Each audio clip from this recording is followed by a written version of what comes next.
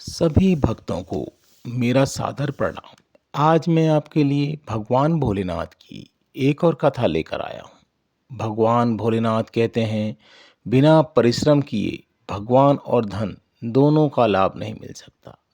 अगर मुझको पाना है और धन का सुख भोगना है, तो परिश्रम कर, सब सुख तुझे प्राप्त हो जाएगा।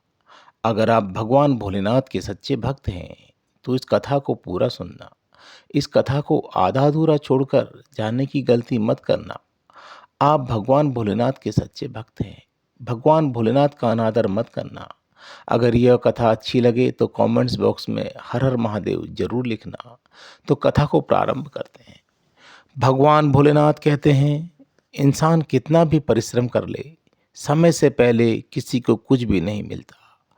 और जिसको कुछ नहीं मिलता, उसने परिश्रम ही नहीं किया। जीवन में जितना संघर्ष करोगे, सफलता की कीमत उतनी ही अधिक होगी। इस दुनिया में जो भी सफल लोग हुए हैं, वो सभी परिश्रम से ही सफल हुए हैं। जो व्यक्ति परिश्रम को छोड़कर जल्द सफल होने के लिए गलत साधनों का प्रयोग करता है, वो सबसे बड़ा पापी होता है। किसी कार्य के प्रति आपकी जानकारी नहीं है, फिर भी आपकी मेहनत से आप उस मुकाम को पा सकते हैं। किसी भी अच्छे कार्य को करने के लिए शुभ मुहूर्त की तलाश ना करें, क्योंकि शुभ मुहूर्त तो वही था जब आपने अपना काम शुरू किया। बाहरी सुंदरता की ओर आकर्षित होने से अच्छा है उसकी अंदरता की सुंदरता को पहचानना आना चाहिए। जो काम आप स्वयं कर सकते हो, उस कार्य को कभी दूसरों पर मत डालो।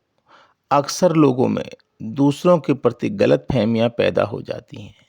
कर्मों की गति इतनी प्रभावशाली होती है कि वह मरने के बाद भी आपका पीछा नहीं छोड़ती।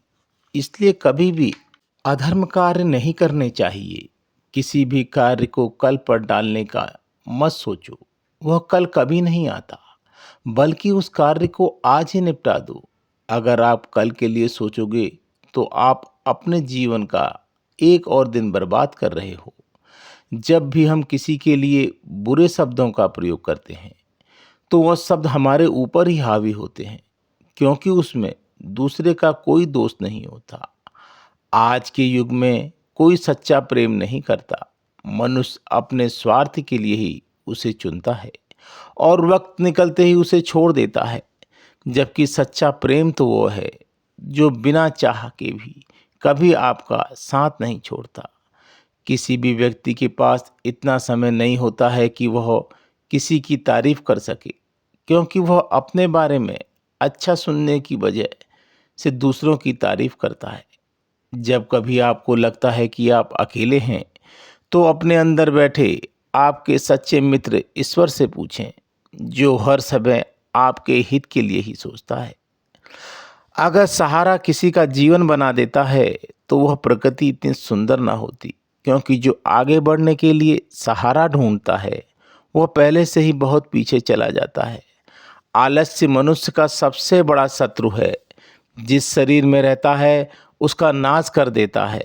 व्यायाम के करने से हमारा तन व मन जिस प्रकार से स्वस्थ होता है, उसी प्रकार से नियमित ध्यान करने से मस्तिष्क व हृदय पवित्र होता है।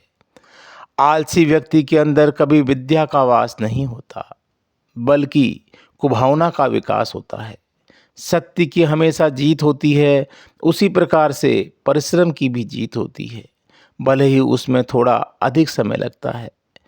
ज्ञान तो लगभग सभी के अंदर एक जैसा ही होता है, किंतु कुछ लोग उसको अपनी आदत बना लेते हैं और कुछ लोग उसको अपनी सबसे बड़ी भूल बना लेते हैं।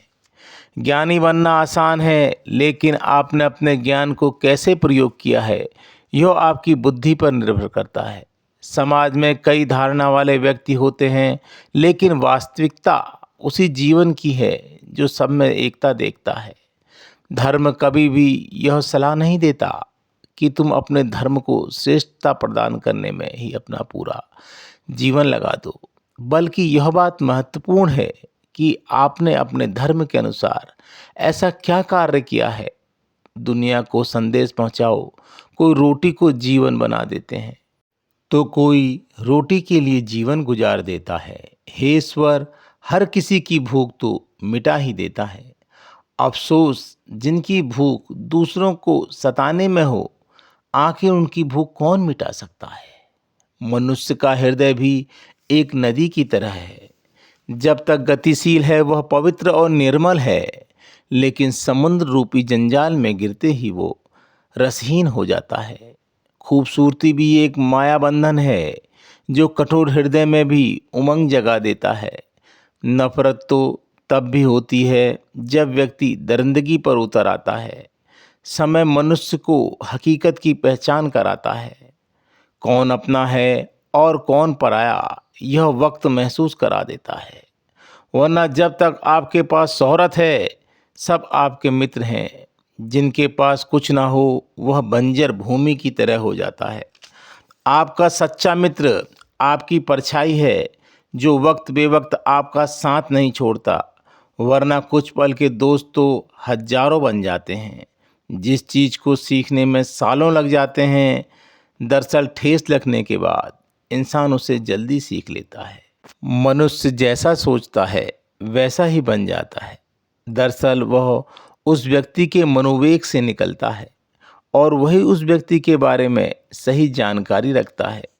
हम सभी व्यक्तियों को अपना कार्य निष्ठा और निस्वार्थ भावना से करना चाहिए। गीता में भी भगवान श्री कृष्ण ने कहा है कि कार्य करो लेकिन फल की चिंता मत करो, क्योंकि कर्म ही व्यक्ति के अधिकार में है, उसका फल नहीं। कई बार हम परिस्थितियों के कारण या भावनाओं में बहकर कुछ ऐसे फैसले कर लेते हैं जिससे हमारा कर्म प्रभावित होता है। आपको कर्म क्यों करना चाहिए? चलो सुनाता हूँ शिव और किसान की कथा।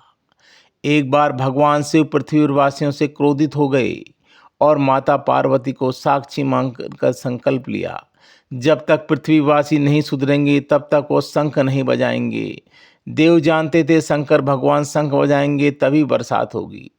इससे घोर अकाल पड़ गया। पानी की एक बूंद तक नहीं बरसी, धरती पर त्राहिमाम मच गया। ऐसे में एक दिन भगवान शंकर पार्वती आकाश में विचरण कर रहे थे। तब उन्होंने एक अजीब दृश्य देखा कि किसान धूप में खेत की जुताई कर रहा है। पसीने में नहाया लेकिन अपनी धुन में बहुत मग्न। जमीन पत्थर की तरह सख्त हो गई थी, फिर भी वह जी तोड़ मेहनत कर रहा था। उसकी आंखों में आत्मविश्वास था और उसके पसीने की बूंदों में उम्मीद टपक रही थी। तब उसकी परीक्षा लेने के लिए शिव पार्वती अपना भेष बदलकर उसके पास गए और बोले, अरे भाई, तू क्यों कष्ट उठा रहा है? सूखी बंजर धरती में केवल पसीना बहाने से ही खेती नहीं होती।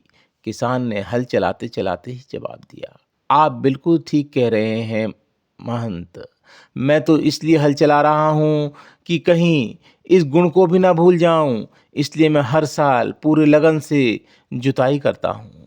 जुताई करना भूल गया तो केवल वर्षा से खेती तो हो नहीं सकती। मेहनत से ही खेती होती है और मेहनत में ही मेरे को परम आनंद मिलता है।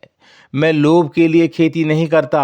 किसान की यह बात सुनकर महादेव को लगा कि मैं भी तो परमानंद के लिए शंख बजाता हूँ। मुझे शंख बजाते एक वर्ष बीत गया, कहीं मैं भी तो शंख बजाना भूल तो नहीं गया। उन्होंने तुरंत अपने झोले से शंख निकाला और जोर से फूंका। शंख की ध्वनि सुनकर चारों ओर बादलों की घटाएं उमड़ पड़ी, बिजली चमकने लगी और जोर जोर की बारिश होने लगी। इस वर्षा के स्वागत में किसान के पसीने की बूंदें खेत में मोतियों की तरह चमक रही थी।